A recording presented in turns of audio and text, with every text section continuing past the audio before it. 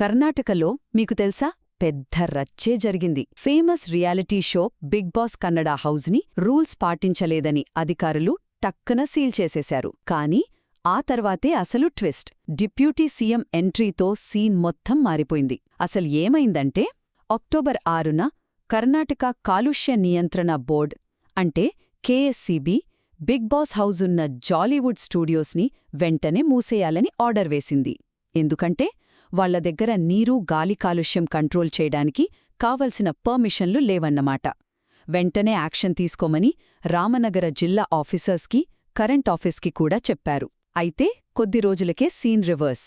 Deputy CM DK Shivakumar గారు రంగంలోకి దిగి ఆ సీల్ని తీసేయమని రామనగర కలెక్టర్కి చెప్పారట.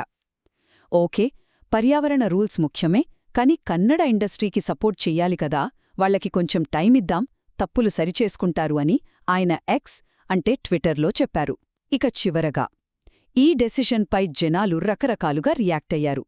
అరే, పర్యావరణం కంటే షోనే ముఖ్యమా అని కొందరు అంటే, షో హోస్ట్ సుదీప్ మాత్రం థ్యాంక్స్ డీకే గారు, ప్రాబ్లం సాల్వ్ చేశారు అన్నారు. బిగ్ బాస్ కన్నడ సీజన్ 12 ఆగదు, కంటిన్యూ అవుతుందని ఫ్యాన్స్కి ధైర్యం చెప్పారు.